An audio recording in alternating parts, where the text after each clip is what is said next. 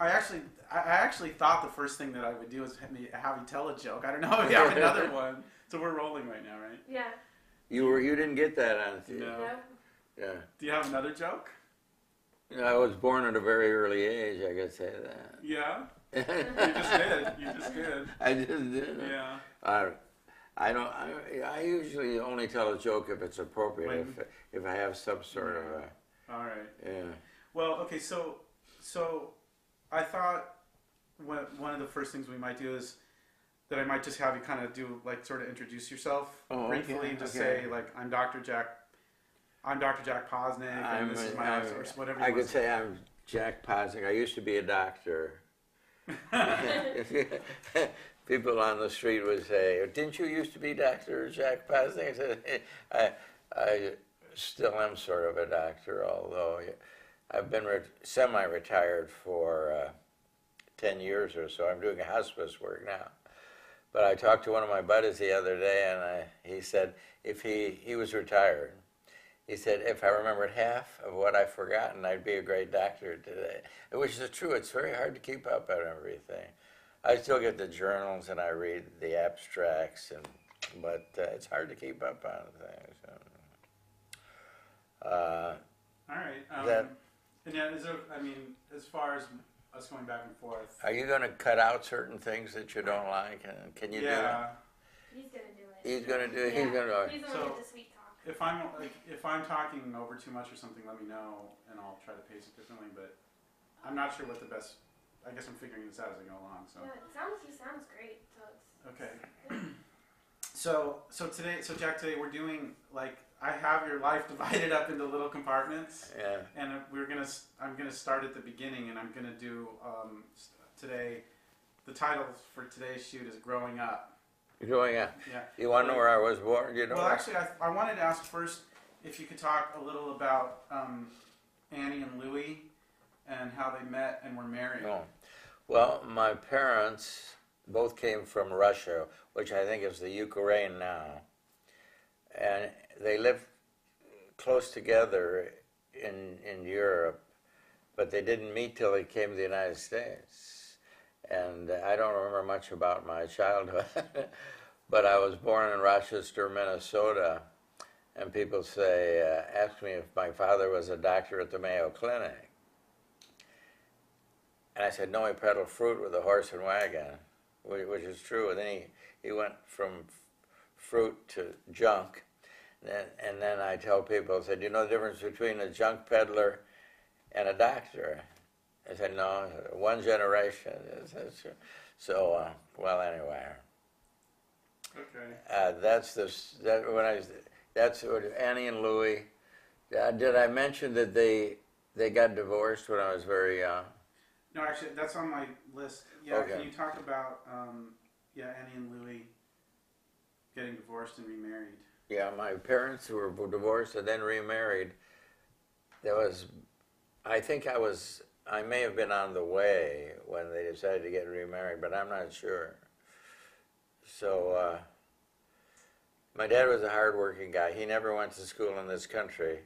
Came over from Russia when he was about 15, and he was in World War I. He took care of the horses for the artillery. My mother went to 4th grade. My dad could just write his name, that's all. I've told the story 100 times, but this is for posterity, for Posnicksterity. Yeah. Did you write letters for Louis? Oh, yeah. He had a sister in New York. You might want to repeat about, in this case, I think all of his letters began the same way. I am fine and hope you are the same. And I remember writing to his sister in New York. But he also, when he came over, he has a twin sister, my father, and and his twin sister got on a different boat and went to Buenos Aires, Argentina, and he came to the United States. And what were the circumstances that Louis and Annie came over to the U.S.? Well, The exercers, they were the bottom of the ship, I guess. Here's where you might want to repeat back, like this. So I'm going to ask, like, what are the circumstances that Annie and Louis came over to the U.S. And then you might want to repeat back when Annie and Louis came over to the United States. Well, so that we have they didn't talk much about their coming to the United States. Dad came over, and he worked on the sewers in New York for $3 a day, I remember. And how did Annie and Louis arrive in Fort Dodge?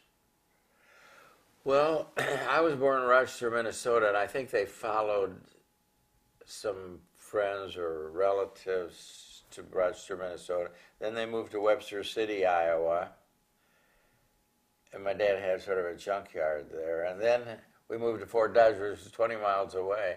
And why we moved to Fort Dodge, I have no idea. Okay. I was, let's see, get this. I wanted you to talk a little bit about the junk business, about Louis' junk business.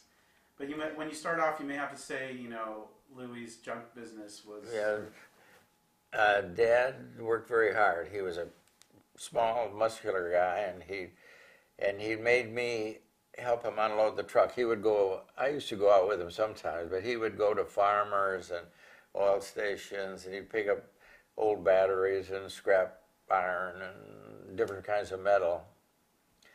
And I would resent having to help him unload the truck because I wanted to go out and play, but instead I had to help him empty the truck, and on weekends we would clean metal.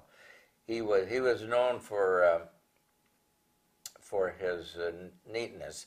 In other words, many of the items that you see have mixtures of metal in them. We have steel and aluminum and brass or copper. He takes them all apart, my dad, and he'd sack them and would have one bag that was pure copper, one bag that was pure aluminum, and so he took great pride in being an honest junk man. Matter of fact, he had a junk yard for a while during the war, and kids would bring him scrap metal, and he always took great pride in being honest and not cheating the kids. He would give the kids the going price for metal, as well as the people who would bring large amounts to him. So he was a pretty honest guy. But he would get letters in Fort Dodge, Iowa. It would say Louis the Junk Man, Fort Dodge, Iowa, and he would get the letter because there weren't very many junk peddlers in Fort Dodge. Is there a story? Isn't there a story about when he was at the end of his life and he told Milt he had something important to tell Milt when he was dying, and it was well, when he was dying, and he told my brother Milton, who was 5 years younger than him. He said, "Milt," he said, in the basement there's a sack of pewter. Now, pewter was an expensive metal at those times. I don't know how much it costs now, but he said, "I want you to go down and make sure that metal is safe," and that he was more worried about his junk, so to speak, than he was his own health and welfare. Now sometimes there's stories about Louis, and I'm going to ask you about one story, and when you repeat it back, you might need to say that you're talking about Louis. So try to say his name. Oh yeah. So or Dad or Louis, because if you say he, we may not know. But that's right, because. Right. So I'm going to ask you about a story. When you answer, try to say in the beginning like either Dad or Louis. so we'll know who you're talking about. Okay. So there's some stories about Louis being a bootlegger in the 30s. Oh, well, this is a story. I have forgotten how I've heard about that, but my dad was not educated in this country, of course, and somehow people arranged for him to drive a truck that had liquor. I think it was during Prohibition, wasn't it? He drove liquor to another state and was caught. And he didn't know that he was committing a crime, apparently. So Louis spent a day or two in jail, I understand, my own dad, because he drove the liquor across the state line, but he wasn't sure what he was doing. So I think it was taken advantage of because he could not speak English and he didn't know what he was doing, I think. So, Okay, that was good. And are you guys doing okay over there? Is everything okay? And it's okay. Is it okay? It's okay if occasionally like Jack looks into the camera. Is that? Yeah, does that come across okay? It's kind of funny because it makes engages the audience. Yeah. Okay, good. It's character. Okay, so there's actually a few stories about Louis staying out drinking and gambling. Oh, well. And if you can, try to say Dad or Louis. Louis had some faults. He was a stern man, and he would tell me if I had to be in at a certain time, I usually was in at a certain time. But one of his faults was gambling. And he often would tell me that if he had not gambled, that our family would have been wealthier than we really were. So he would play poker with friends. And I remember him playing poker when we had a boxcar. My dad would buy a bunch of junk batteries from Ball Station, and he would break up the batteries and take the lead plates from them and then ship them to Omaha. And I would involve in carrying the batteries to and fro, but then every once in a while he would sit down and play poker. I don't think he must have been a very good poker player because I think he always lost. It's too bad he didn't meet my son, my brother, my son. I get everybody mixed up. My brother, my son, Howard, plays poker. I tried to discourage that, but he's very good. He's read several books about it, and he does pretty well, I guess. So, And so I've heard. Do you guys need to? Yeah, I'm just seeing a little of that, and I just want to move it. That's reflecting. Should we close the shutters there a little more? You can. No, that's fine. It's just I could see a little of this reflected. Okay. Um, Do you want to put it over? yeah, could you just put it over there? How is the wall? It's fine. It's fine. Do we put it on the screen? Okay. No, it's fine. Oh, okay. I mean, I can give you cash. Cutting.